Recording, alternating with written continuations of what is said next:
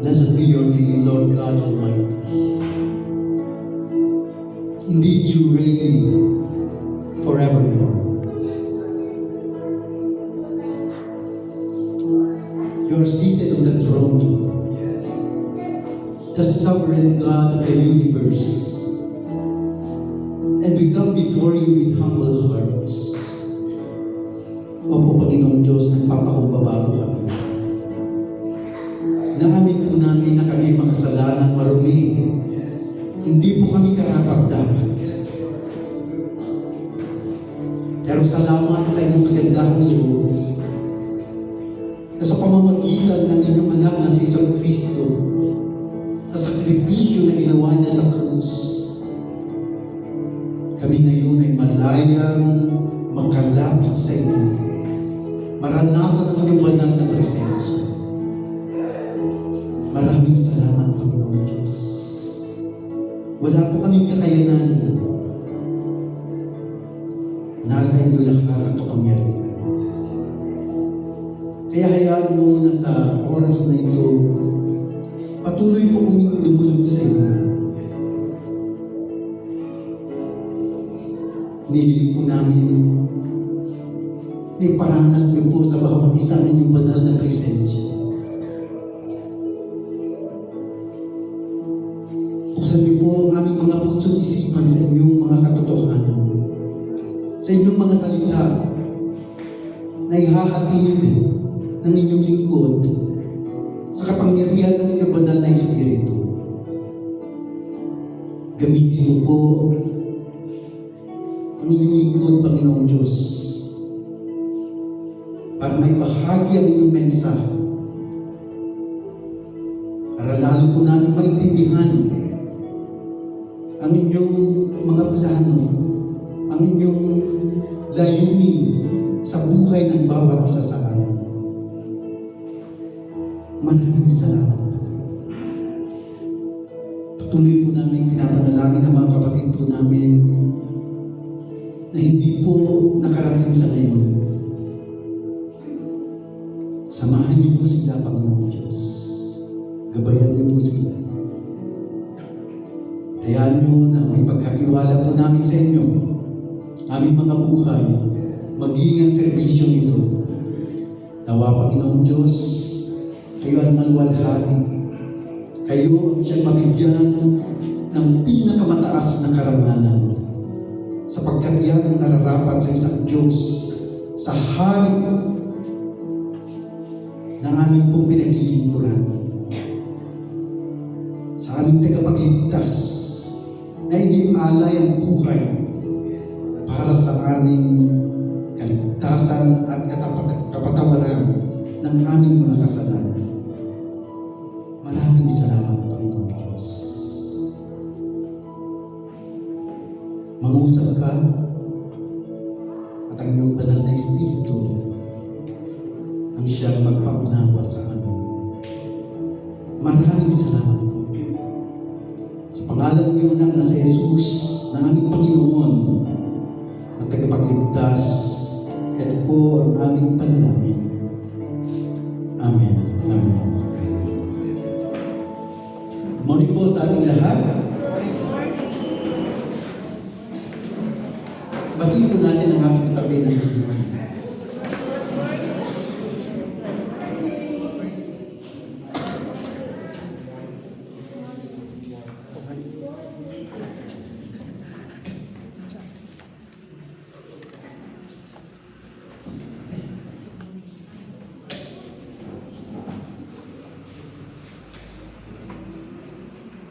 Tatanungin ko po kayo, ano po ang nasa isip kapag nakikita niyo po yung mga ganito? Greetings from Ambyong. Okay, greetings from Tawang. Anong naisip niyo? Nasa abroad. Yung nag-greet na sa malayo. Yeah. Diba parang, uy, salamat at naalala na kami. Pero, hindi ba naisip, ano kaya meron sa Ambyong? Ano kaya meron sa Tawang? Ano kaya meron sa Canada? Pero kung sakaling ganito, may kasamang larawan. Greetings from Ambion. Di ba nag-iba?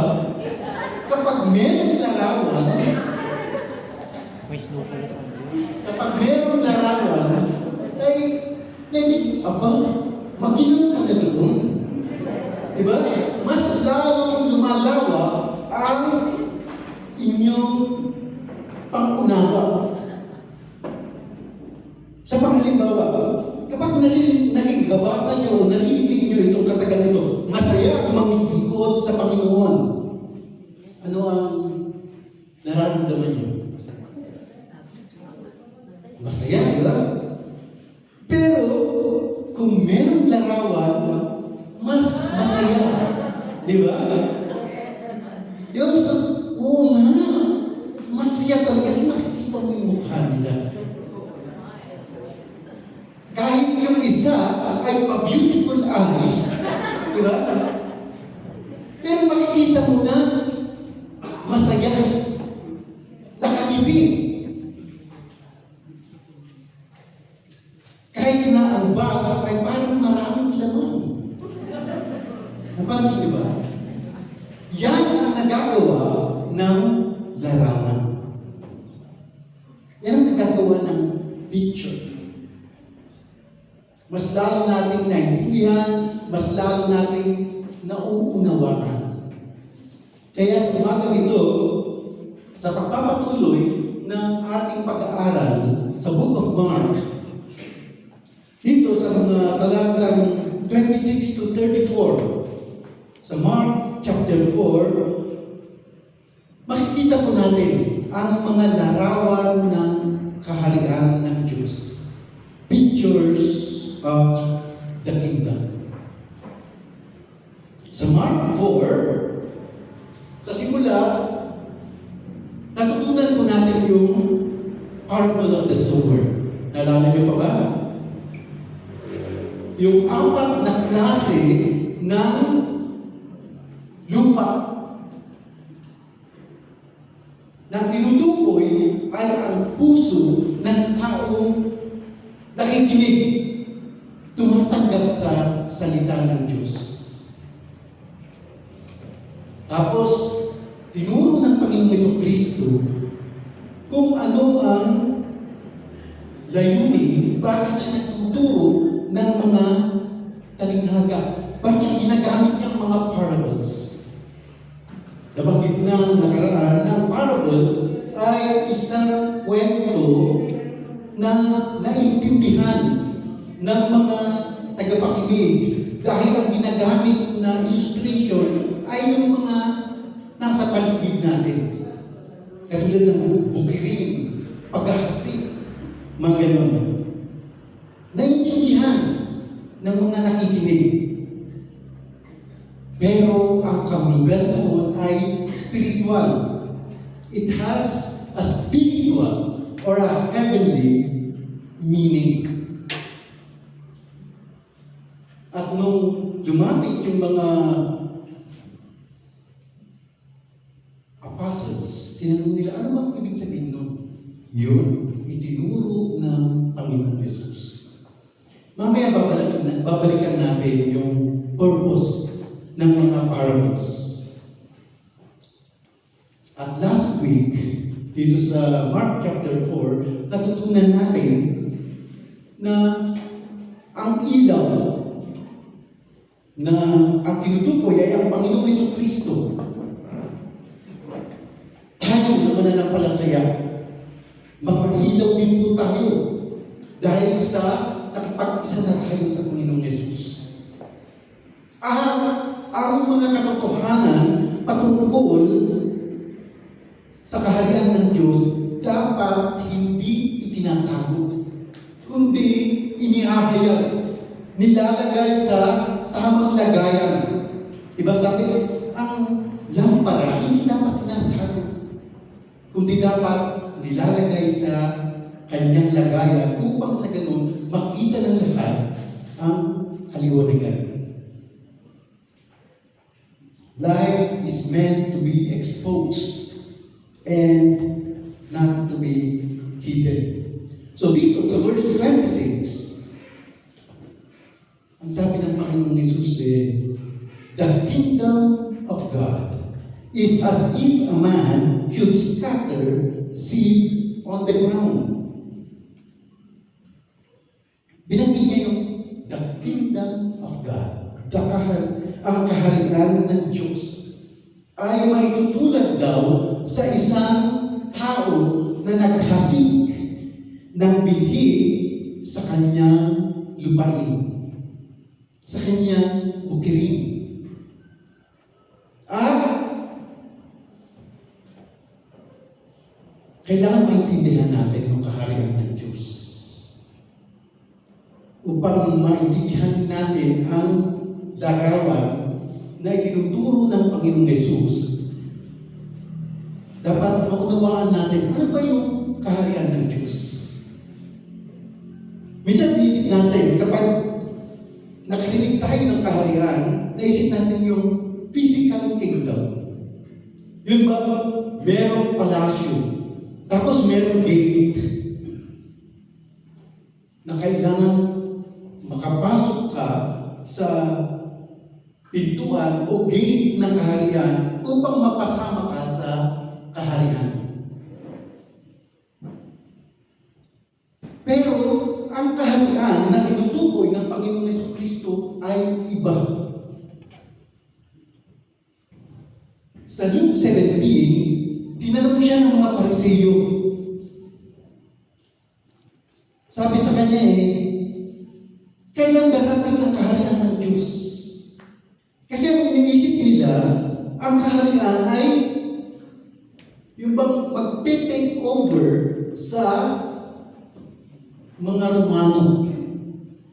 Alalahanin po natin, noong panahon na yun, ang mga Hudyo ay under the Roman rule. Ang mga Romans ang sumasakop sa kanila. Kaya, ang iniisip ng mga tao noon, maging yung mga Pariseo, naku, mag-iiba na ang manunungkulan. Ma-overthrow na ang mga Roman. Kaya iniisip nila, it was a political matter para sa kanila.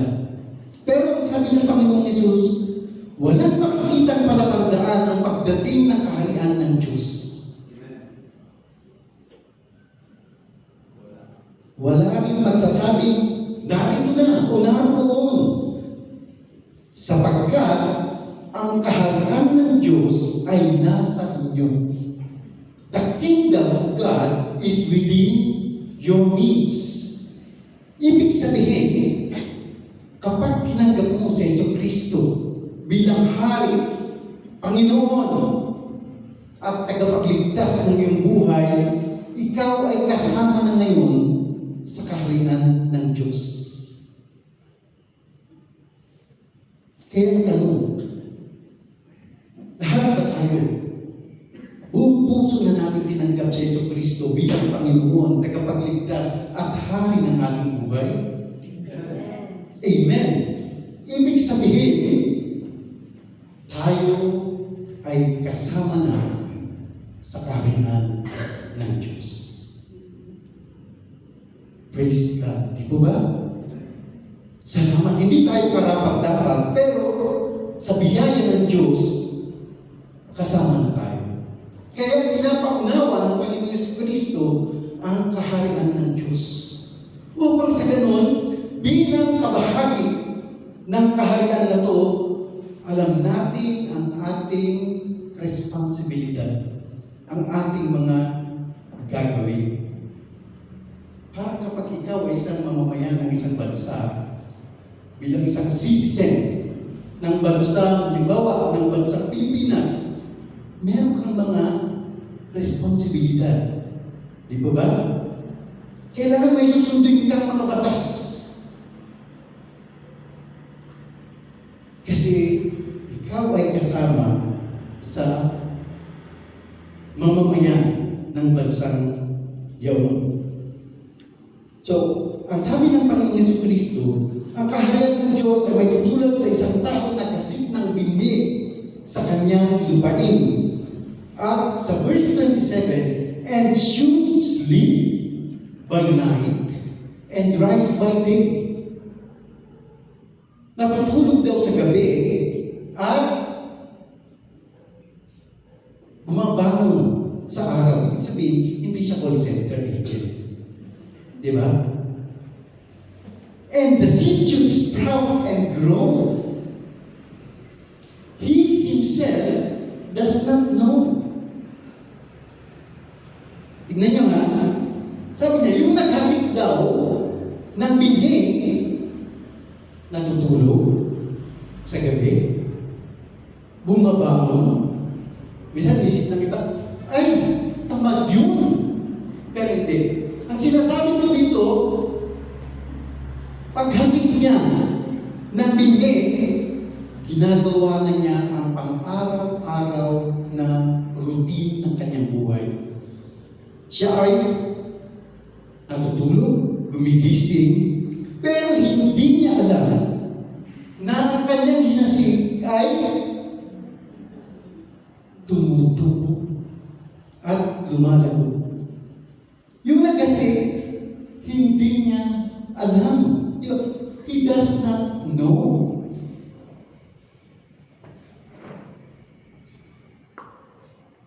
So ang unang larawan ko is sowing the seed. Scattering the seed. Yung bang nagtatanim. Tinatanim ang salita ng Diyos. Ang katotohanan tungkol sa kaharian ng Diyos ay dapat ibinabahagi. Bilang mga mamamayan ng kaharian ng Diyos, ito ang ating tungkulin. We sow the seed. Ano yung ating binabahagi? Ang kaharian. Ang katotohanan ng kaharian ng Diyos. The gospel of the kingdom. Yun yung ginawa ng Panginoon Jesucristo. Kung titignan natin sa Book of Mark, sa unang chapter, pagkatapos niya nabautismuhan ni John the Baptist, tapos dinala siya ng banal na Espiritu sa ilang, sa disyerto, para tuksuhin ng demonyo, at mapagtagumpayan niya yun. Sa verse 14, pagbalik niya sa Galilee, ang ginawa niya ay nangaral. He preached the gospel of the kingdom of God. Kasi nais niya, ang mga tao ay maunawaan nila ang kaharian ng Diyos. At kanina kinakanta natin, the Lord reigns. Yung kaharian ng Diyos, ang paghahari ng Panginoon sa ating mga puso, sa ating mga buhay, na siya ang nanguna. Kaya napakahalaga ang gospel. May isang grupo na naghahayag ng gospel. Simple ang kanilang ginawa. Ito. Yung word na gospel, ginawa nilang acronym.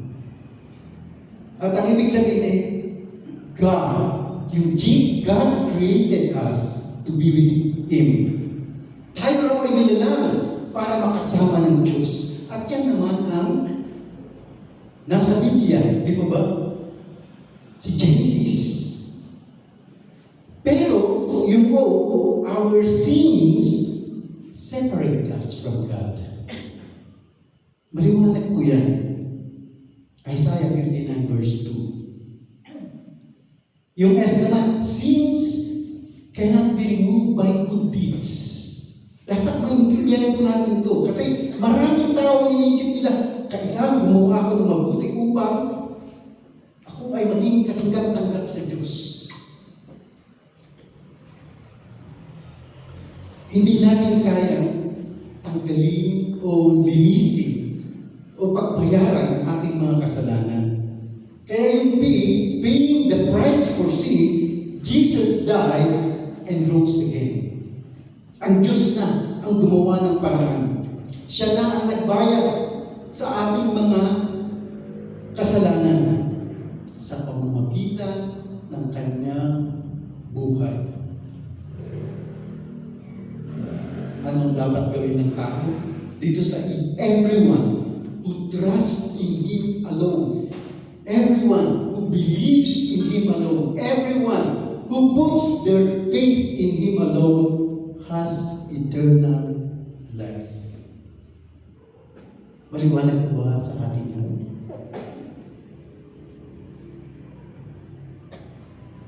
Huwag po natin kalilimutan.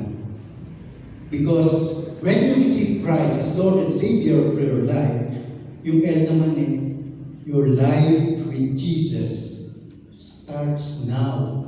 Nung tinanggap mo siya. And it will last forever.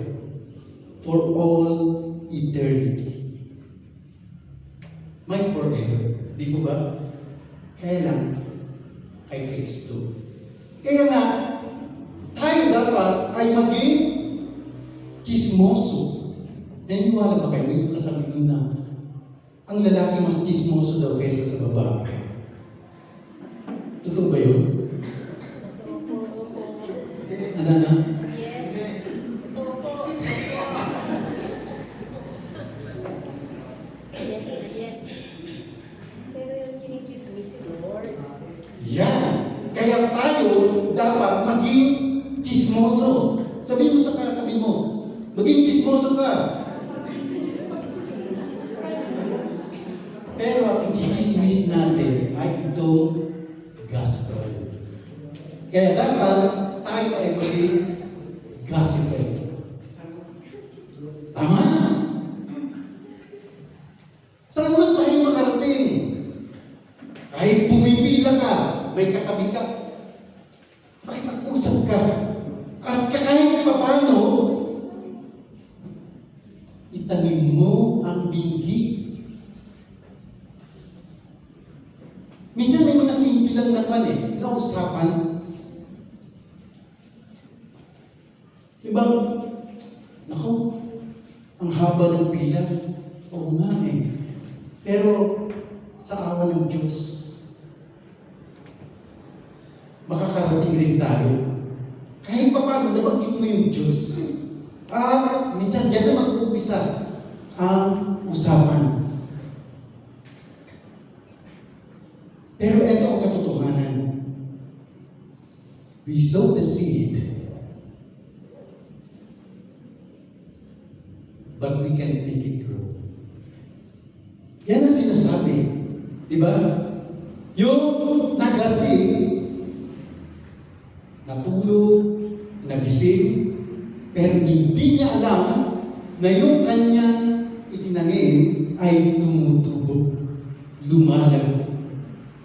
At yan din ang binabanggit ni Apostle Paul sa 1 Corinthians chapter 3. Matindi itong 1 Corinthians kung pag-aaralan po natin. Kasi ang tono ni Apostle Paul dito ay iba. Pinangangaralan niya ang mga mananampalataya sa siyudad ng Corinth. Nire-rebuke niya sila. Kasi nga sa first chapter pa lang, nagkakaroon na ng pagkabahabahagi. Sinasabi ng iba, ako kay Paul. Yung iba naman, ako kay Apollos. Yung iba, ako kay Cephas o kay Peter. Yung iba naman, ako kay Kristo. Kaya dito sa chapter 3, sinasabi ni Paul, sa mga mananampalataya, ito, sabi niya, mga kapatid, yung rebuke niya may pagmamahal. Mga kapatid, sabi niya, hindi ko kayo makakausap na katulad ng mga taong taglay ng Espiritu.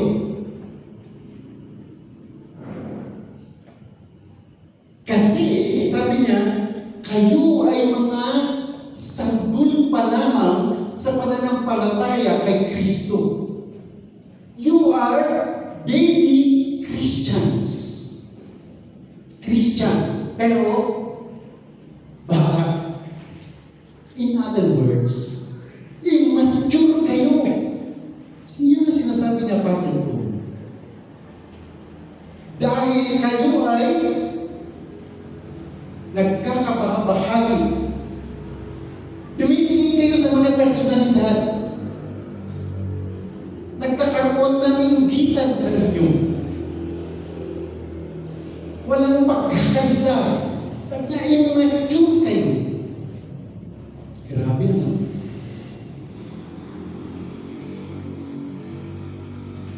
Sabi niya sa verse 5, sino ba si Apollos?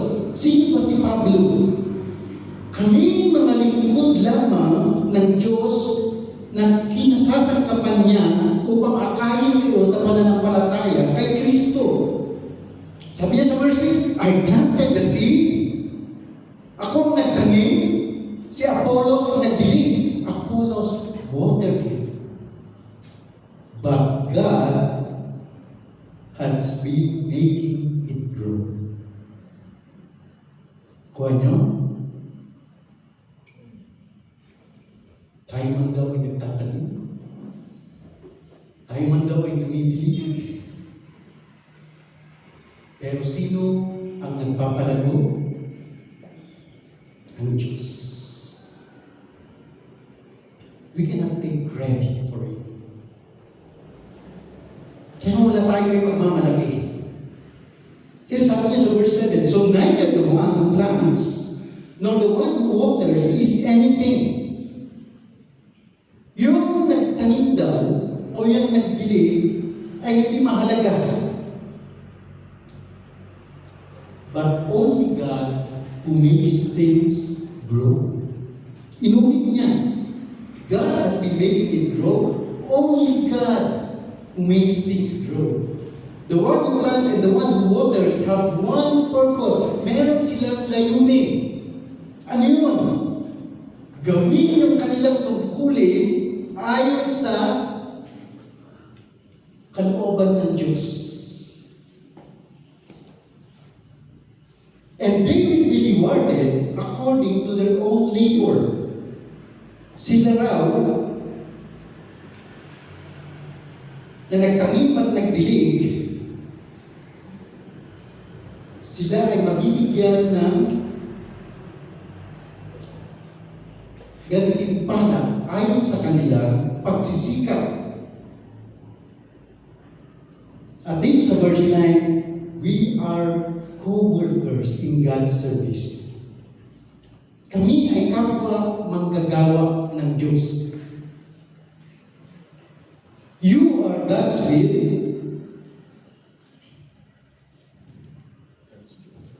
God's building. Kayo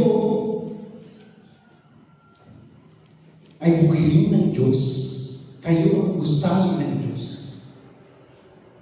So kung tayo man ay nagtatanim o nagbabahagi ng salita ng Diyos, tayo ay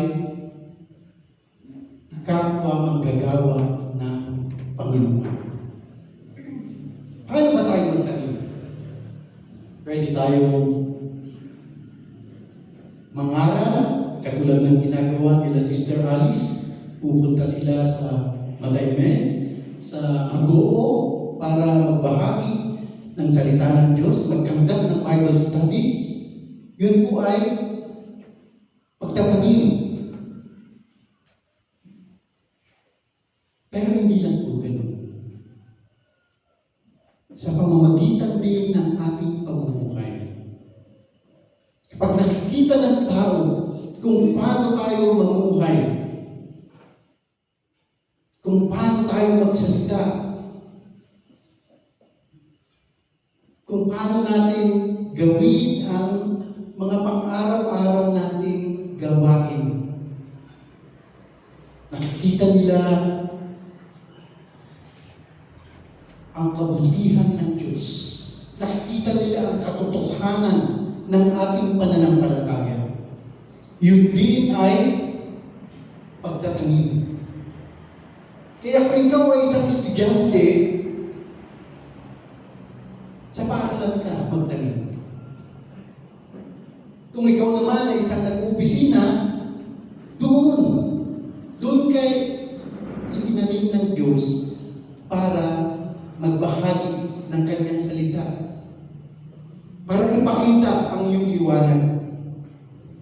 So paano natin didiligin? Kasi nabanggit dito na si Apollos ang nagdilig, di ba? Dito sa Psalm 126, sa verses 5 to 6, binabanggit ko dito, those who plant in tears, yung mga nagtatanim daw na lumuluha, ibig sabihin, dumadaan sila sa hirap, sa pagsubok, pero patuloy na nagbabahagi ng salita ng Diyos. Ibig sabihin, dinidiligan nila sa pamamagitan ng kanilang mga luha. Dinidiligan nila sa pamamagitan ng kanilang panalangin. At kanina nga, sa testimony, habang pinapakinggan ko sa atin, napakahalaga talaga ang pamilya. Yun ang desire ng bawat isa sa atin. Di ba ba?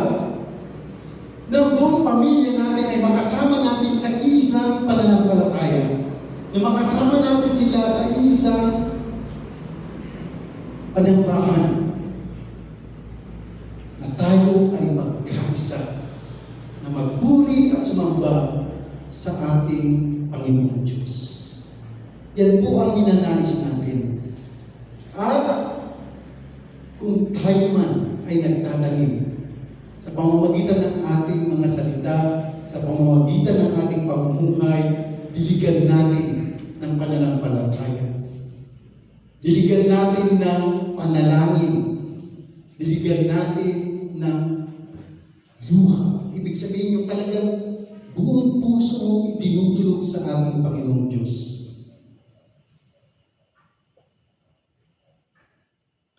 Nakasama ba kayo sa fasting? Yung first day, ang ating prayer point ay tungkol sa family. Second day, sa ating bansa. At eto, sa pangatlong araw, ang prayer point po natin ay para sa ating iglesia, sa ating church.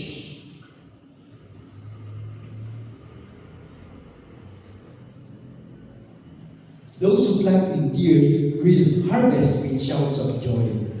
They weep as they go to plant their seed, but they sing as they return with the harvest. Ang mga nagtatanim daw na lumuluha ay magkaani ng tuwang-tuwa. Di ba sarap pag-anihan? Kapag nakita mo na yung resulta ng inyong itinanim, kita mo ang mga bunga. Di ba sarap sa pakiramdam? They weep as they go to plant their seed, but they sing as they return with the harvest. So ituloy natin sa verse 28. For the earth yields crops by itself. Yung Greek word ng by itself ay yung automatus. Dito galing yung salita automatic. Tama, ang galing nyo, automatic talaga yun. For the earth yields crops automatically. Parang yun ang sinasabi nito. First the rain, then the head, and after that, the full grain in the head. Ang lupa daw ang nagpapasibol at nagpapabunga sa mga pananim. Usbong muna ang lumilitaw, saka ang tangkay, pagkatapos, nahihitik ito sa buti. Ibig sabihin, yung lupa may kakayahan, may kapangyarihan para doon tutubo yung pananim.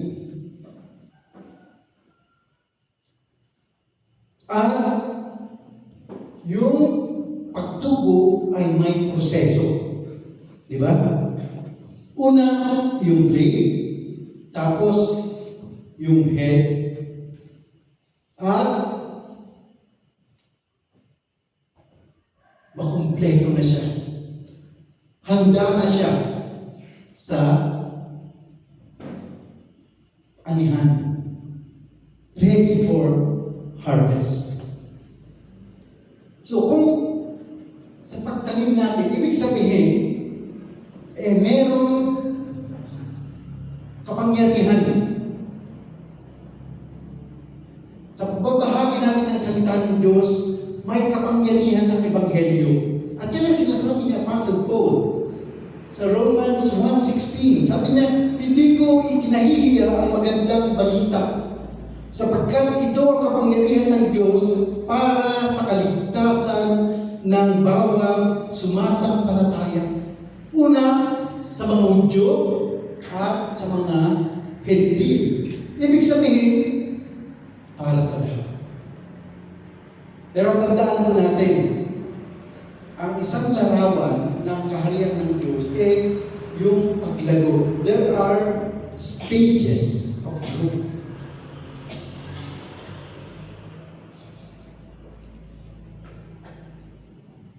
At ito ang katotohanan. The growth may be slow. Minsan yung paglago ay mabagal. Pero it will eventually show. Amen. Di ba? Minsan kasi nakakanig kapag may nakita parang matagal na Kristiyano ito pero parang hindi lumalago. Kailangan natin maging matyaga. Kahit hindi natin agad makita ang resulta. Magtiwala tayo sa Panginoong Diyos sapagkat siya ang kumikilos.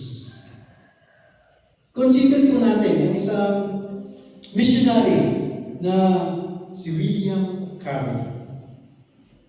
Siya po ay nabuhay noong 1761 at siya ay kinuha ng Panginoon noong 1834. Si William Carey ay pumunta sa India. Siya ay matyagang nangaral. Ibinahagi niya ang Ebanghelyo. Maraming taon siya namalagi doon. For 6 years, sabi niya, 6 na taon, walang convert. Kung ikaw kaya ang nasa katayuan ni William Carey, ano kayang gagawin mo? Siguro sa unang taon pa lang, isipin mo, naku, baka hindi totoo na isinugo ako ng Panginoon dito. Tapos, sumunod na taon, wala pa rin. 3 taon, 4, 5, 6. Grabe pagtsatsagaan ko. Sa pang-7, meron siyang isang convert. For 7 years, isa lang ang nanampalataya kay Kristo. Isa siyang karpintero. At noong 1800, yung karpenterong yun, na nagngangalang Krishna Pal, ay nabautismuhan. Pero si William Carey kakaiba. Kakaiba ang kanyang puso. Talagang pinagpatuloy niya. Nagtiyaga siya. Nagpursige. Kahit na gaano kahirap, pinag-aralan niya ang salita ng mga Indiano. Yung Biblia, itinranslate niya sa kanilang wika. Kaya nga si William Carey ang tinagurian the father of modern missions. At kahit gaano kahirap ang kanyang pinagdaanan, ang kanyang matinding karanasan, ito ang kanyang sinabi, the future is as bright as the promise of God. Sabi mo, masasabi mo pa yun? Sa dami ng pinagdaanan mo, sabi mo na, maliwanag ang hinaharap. Ang mga susunod na araw ay maliwanag. Kasing liwanag ng mga pangako ng Diyos. At ito pa ang kanyang sabi, expect great things from God. Attempt great things for God. Sana, ito ang ating isa sa mga mantra. Diba? Expect great things from God. Sa ating panalangin, we expect great things from the Lord. At sa ating mga gawain, we attempt great things for God. Because God is a great God. Isa pang missionary, si Adoniram Judson. Kilala niyo? Siya ang tinaguriang the father of American Baptist Missions. Siya naman ay pumunta sa Burma. Matindi rin ang kanyang pinagdaanan. 6 na taon bago nagkaroon ng convert. 6 years. Sa loob ng 6 na taon na yan, namatayan siya ng asawa. Nag-asawa siya uli, namatay uli. So 2 asawa namatay sa loob ng 6 na taon. Pati yung ibang mga anak niya ay namatay. Pero siya ay naging tapat sa kanyang panawagan hanggang sa uli. Ito kanyang sinabi, in spite of sorrow, loss, and pain, our course be onward still. We sow on Burma's barren plain, we reap on Zion's sea. Sabi niya, sa kabila ng mga dalamhati, sa kabila ng pagkawala, sa sakit, ang ating landas ay patuloy pa rin. Tayo'y nagasig sa bigang na kapatagan ng Burma, pero tayo'y mag-aani sa burol ng Zion. Ang ibig niya sabihin, kahit tigang na tigang o gaano katigas ang lupa ito, sabi niya, sige, magpapatuloy ako sa pagtatanim. Pero sabi niya, hindi ko man makita yung ani dito sa mundong ito, sa langit ko malalaman ang resulta ng aking tinanim. Mag-aani ako sa burol ng Zion. Tinutukoy niya ay sa langit.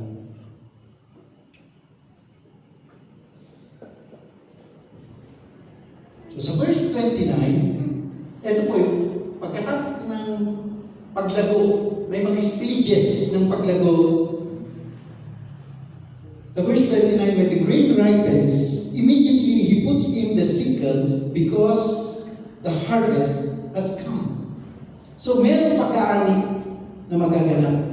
Kapag nakahanda na, aanihin na. At sa Matthew 13, sa kanyang parallel verse, meron pong idinagdag doon si Matthew. Sabi niya na, meron ding nagtanim na kaaway. Ang itinanim ay masamang damo. At tinanong yung nagtanim, tinanong siya, ano bang gagawin namin dito? Tatagalin na ba namin? Sabi niya, wag, hayaan lang. Pagdating ng anihan, yung masasamang damo niyan, yan ang itatabi at susubugin. So, meron pong pag-aaning mangyayari. There will be a harvest. So, magtiwala tayo sa kapangyarihan ng Diyos. Diyos sapagkat siya ang tunay na nagpapalago. Maging tapat tayo kahit sa maliliit na bagay sapagkat ang maliliit na binhi ay nagiging malaking puno. At huwag tayong mawalan ng pag-asa. Ang pagkaani ay tiyak na darating.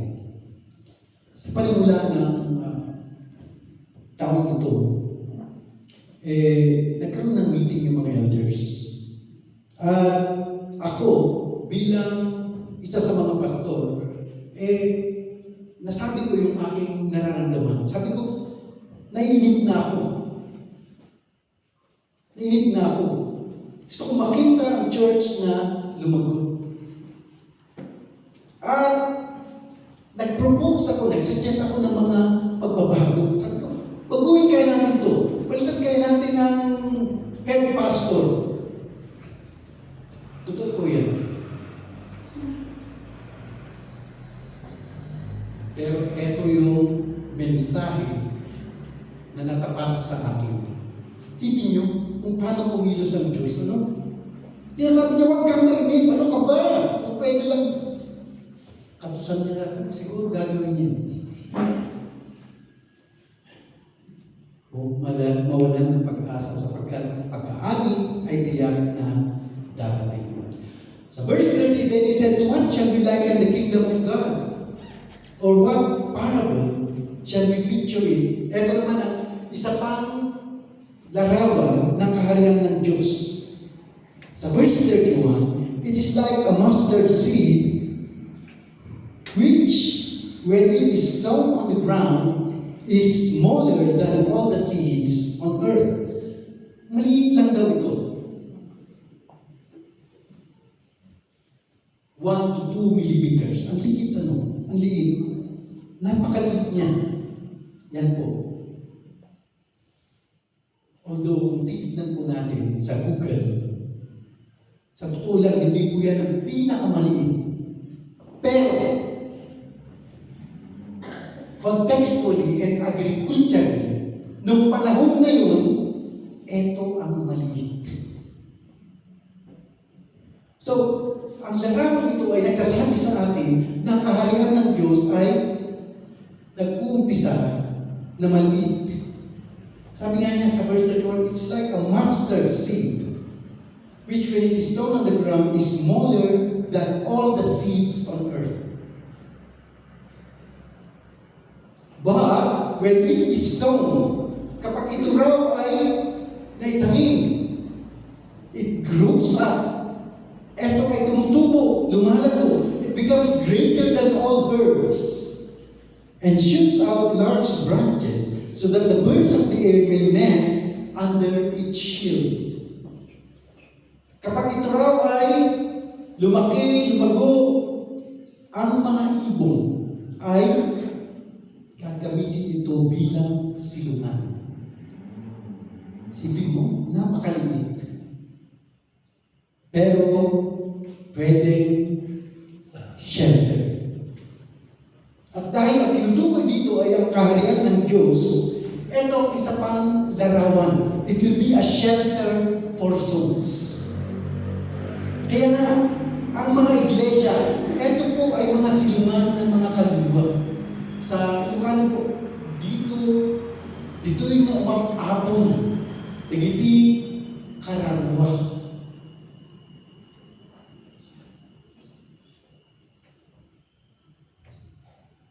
Nung nakaraang linggo, nagkaroon po ng summit o nagkaroon ng meeting ang mga service providers sa Baguio City Jail.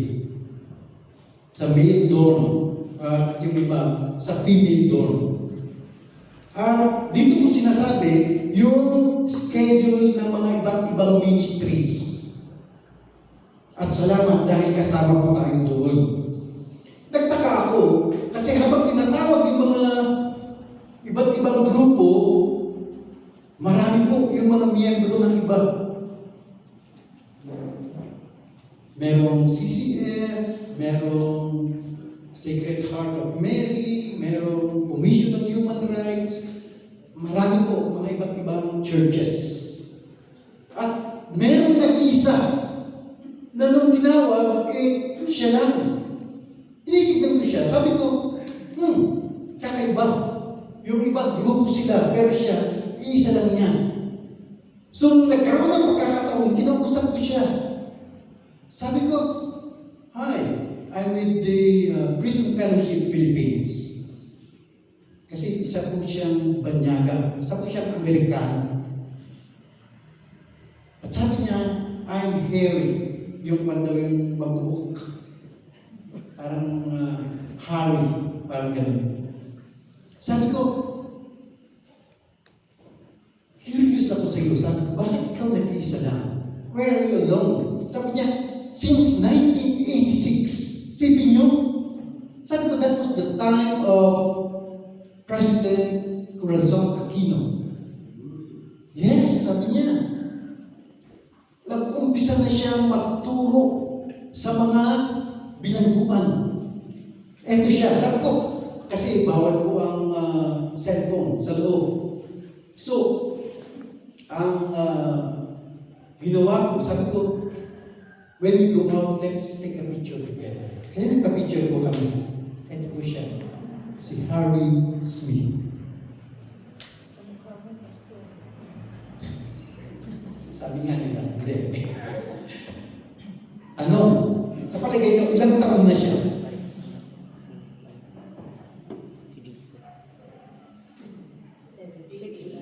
Good guess. Sige, dito muna. Ilang taon na siya? Sa palagay niyo? 80s? 80s? Yung iba? Ano na? 75? 65? 85? Sino pa? Ano na? 78? Nasa 50s? 50? 68? Wala na ba? Going 1, going 2. Sa totoo lang po, ano na? 95 daw. Sige, pakabol. Sa maniwala kayo at hindi, siya ay 93. Sabi ko na nga ba magugulat kayo. Kaya nga nagpa-picture kami. Kasi sabi ko, halos magkaedad lang kami. Pero imagine na, 2 years ago, namatay yung kanyang asawa. At sa kwentuhan namin, dahil isa siyang missionary, he was with the YWAM. Siya ay taga Los Angeles, California. Nung siya ay naging missionary, ibininta niya lahat ang kanyang ari-arian. Bahay, lupa, sasakyan, lahat ng gamit. Siya pumunta dito sa Pilipinas. Para lang magturo ng salita ng Diyos. Gusto kong sabihin sa kanya, sa edad mong ngayon, kasi halos magkaedad sila ng nanay ko. Gusto kong sabihin sa kanya na, sa edad mong yan, dapat nagpapahinga ka na. Pero sabi niya, gusto ko ma-evangelize ang mga PDL. Kaya nga, kakaiba. Di po ba? So ituloy po natin sa verses 33 and 34. And with many such parables, he spoke the word to them as they were able to hear it. But without a parable, he did not speak to them. And when they were alone, he explained all things to his disciples. So, ang kaharian ng Diyos was spoken in parables. Sabi ko kanina, babalikan natin yung pagkakataon na pinaliwanag ng Panginoon Jesus bakit siya gumagamit ng mga parables o talinghaga sa kanyang pagtuturo. Kung maalala niyo po, doon yung panahon na ang mga Pariseo ay nire-reject nila ang Panginoong Jesus. Di ba? Hindi siya tinatanggap. Hanggang sa punto na sinasabi nila na yung mga ginagawa niya ay gawain ng demonyo. They blaspheme the Holy Spirit. Kaya nga, sa Mark 4, balik po tayo sa verses 10 to 12. When he was alone, the 12 and the others around him asked him about the parables.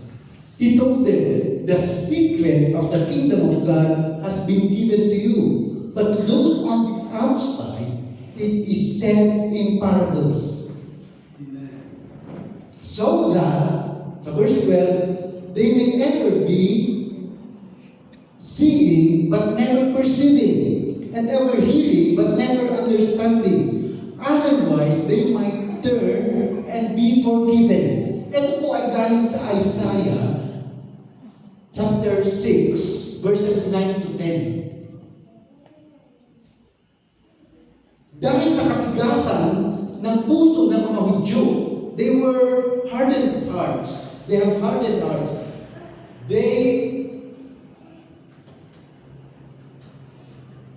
Matigas ang kanilang mga puso. They were blinded spiritually. Kaya ito ang prophecy sa kanila. They may ever be seeing but never perceiving. Sabi, tumingin man sila ng tumingin, hindi nila makikita. Makinig man sila ng makinig, hindi nila maunawaan. Kundi, sila ay magkaroon ng pagbabago at mapapatawad. Ito ay sinasabi rin ng Panginoon Jesucristo sa mga Pariseyo. Kasi nga, ang tigas ng kanilang mga puso. Ayaw nilang tanggapin ang mga katuruan, ang mga katotohanan na itinuturo ng Panginoong Yesus. Kaya, simula noon, nangaral ng Panginoong Yesus na gamit ang mga parables. Upang sa ganun, yung mga Pariseyo, kahit pakinggan nila ng pakinggan, hindi nila maunawaan. Sabi nila, ano ba klase pagtuturo yan? Hindi namin maintindihan. Pero, yung mga disciples, maintindihan nila kasi kapag magkakasama sila, pinapaliwanag ng Panginoon Yesus. So, dalawa po ang dahilan. Kaya, gumagamit ng parables ang Panginoon Yesus upang maintindihan ng mga naghahanap. Pero yung mga kumukontra, hindi nila maunawaan. Kahapon nag-attend po ako ng reunion sa Ferdinand Barangay. At pumunta po kami sa Cordillera Bible Christian Fellowship, CBCF. Nagulat ako kasi nung pagpasok ko doon, sabi ko parang wala namang reunion. Bakit ang mga narito ay mga kababaihan? Tapos lahat sila ay may tagbo. Sabi ko, parang mga Muslim itong mga to. So lumabas muna ako. Naghihintay ako doon. Hanggang sa dumating yung ibang mga kasamahan namin. At dumating din yung pastor. Ano yung pagtitipon sa loob? Sabi niya, eto yung North Hope. Pamilyar ba kayo doon sa North Hope? Yes. May mga kapatid po tayo na sumusuporta po dito. Ito yung ministry para sa mga Muslim. Kaya nagka-interest ako, tinitignan ko ano yung kanilang mga ginagawa. At nung nabanggit na, kasi nag-ikot-ikot ako, sabi, mayroon basketball court doon. So pumunta ako, may mga bata naglalaro. Nakilaro ako sa kanila. At nasabi ko na sila ay mga anak ng mga Muslim. At doon ko nakilala si Kalim, tsaka si Hakim. Siya po yung malaki at yung isa yung walang damit pang itaas. Sila po ay tinuturuan.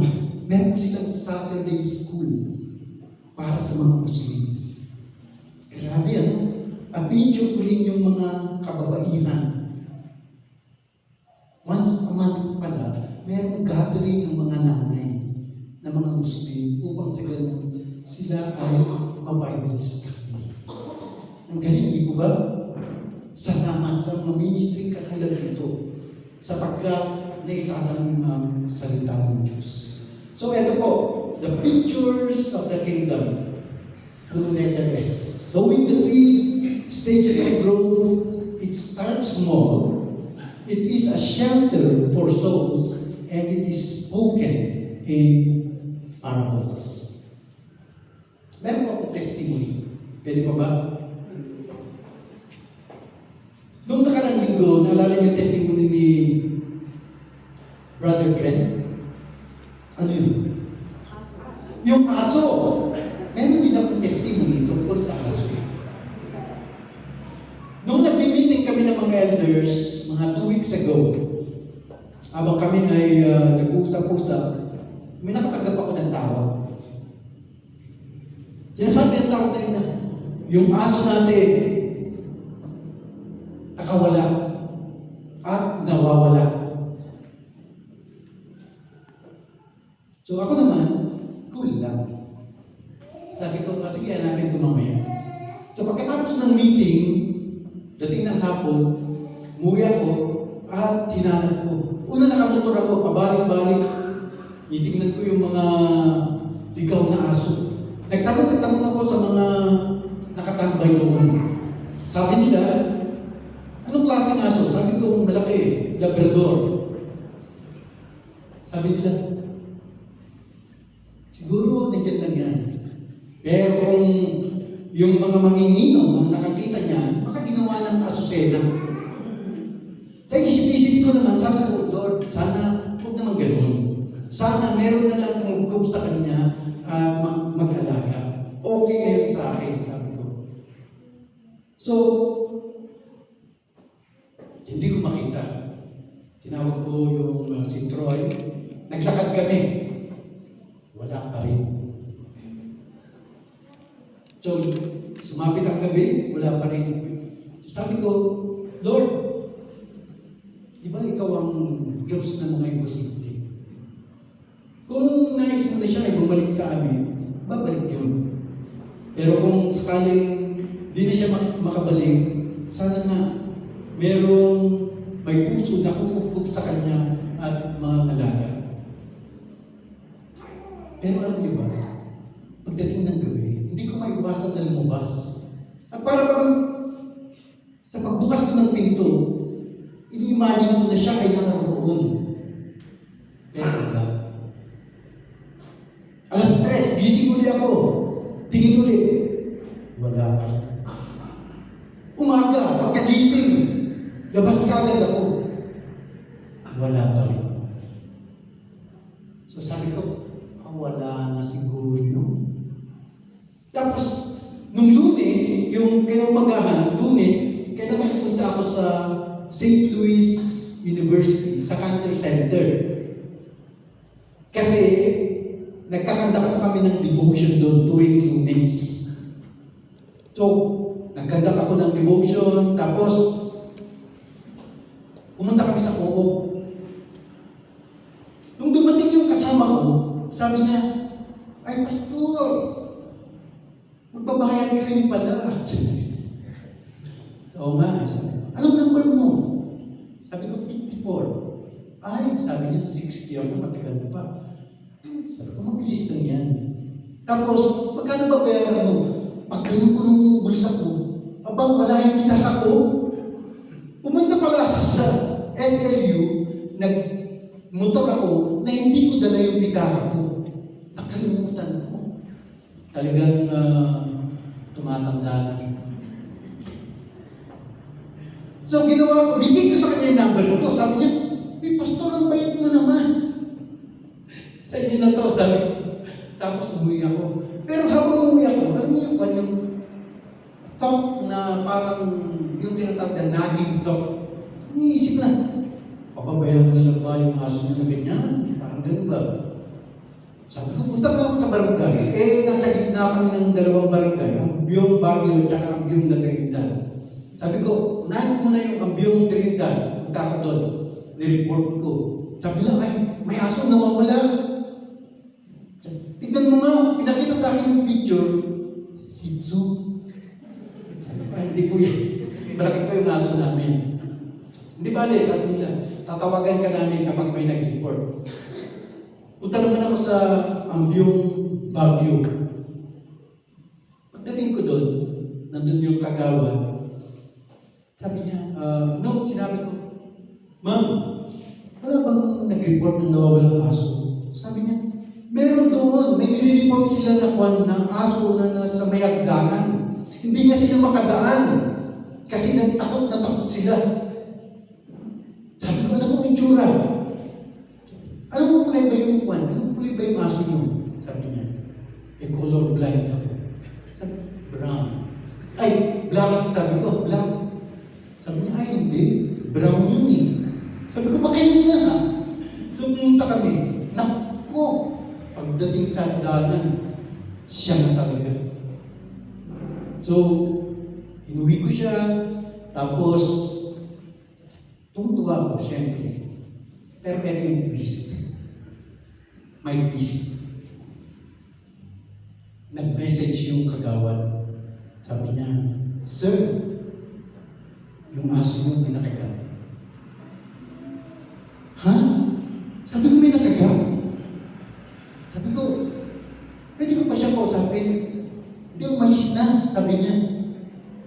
Sabi ko, kahit na na-injectionan yung aso namin, mas maganda mga magpa-inject pa rin siya. Sabihin nyo, magpa-inject siya kagad-agad, at eto yung number na tawagan na. Kontakin na kami. So, nangyari, kinontak ako nung nakagat. Pinakita sa akin yung kwan ng resibo. Halos 2,000. Pero syempre, para sa kaligtasan, di ba? So, binayaran ko. Tapos, habang umuwi ako, tinitignan ko yung aso. Ito siya. Ikaw pa naman, hindi ka matutuwa pag ganyan ang aso, nasasalubong sa'yo. Di ba? Sabi ko, grabe naman yung aso ko, pinagastos pa ako. Tapos naisip ko, dahil mahalaga sa akin itong aso ito, babayaran ko yung kanyang atraso. At pinaalala sa akin na ganun din ang ginawa ng Panginoong Diyos sa atin. Di ba? May atraso tayo. Pero siya ang nagbayad sa pamamagitan ng kanyang anak na si Yesu Cristo. Pwede naman sabihin na, ay, hindi namin aso yun, di ba? Hindi ko na lang na manganak yung Belgian Malinois, nila Sister Adora. Hindi na lang ako. Pwede naman. Kaya lang, napamahal na sa amin ang aso natin. Ganun din tayo. Mahal tayo ng Panginoon. At kahit gaano kalaki yung atraso natin, binayaran niya sa pamamagitan ng buhay ng kanyang anak. At yan ang ganda. Kaya ako ay matyaga na nagtatanim ng bilhin ng Ebanghelyo ng kaharian ng Panginoon Diyos. Sana ganun din po tayo. Isipin natin ang ginawa ng Panginoon para sa atin. And may we be faithful in sowing the seeds, praying for a great harvest, and entrusting the results into the hands of the Lord. Magtanim po tayo, magtiyaga, at ipagkatiwala natin sa Panginoon ang resulta. Ay pumanalangin. Panginoong Diyos, maraming salamat po sa inyong mga salita. Salamat po sa mensahe nito na nagbigay ng comfort sa akin. Salamat, Panginoon, at patuloy kayong nangungusap sa inyong mga lingkod. Dalangin ko makausap rin ang mensahe ito sa inyong mga anak. Magkaroon po kami ng pagnanais na may bahagi ang inyong mga salita, ang inyong ebanghelyo. Na sa aming pong pamumuhay ay titignan namin ang aming mga pang-araw-araw na gawain upang sa ganun, eto rin, kapag nakita ng iba, ay maging patotoo na tunay na ang aming pananampalataya. Na ikaw, Panginoong Yesus, ang aming hari at tagapagligtas. At makikita yun sa aming pamumuhay, sa aming pananalita, sa aming pagkilos. Kahit sa gitna ng mga pagsubok at problema. Dalangin ko, Panginoon Diyos, na maging tapat po kami sa panawagan niyo sa amin. Manalangin po kami na patuloy na may hayag ang inyong ebanghelyo sa lahat ng dako, lalong-lalo na po dito po sa lugar ng Tawang. Pinapanalangin ko po sa inyo, Panginoon, na una pong matamnan ang aming mga miyembro ng pamilya. Nakatulad po ng mga testimonies na aming napakinggan,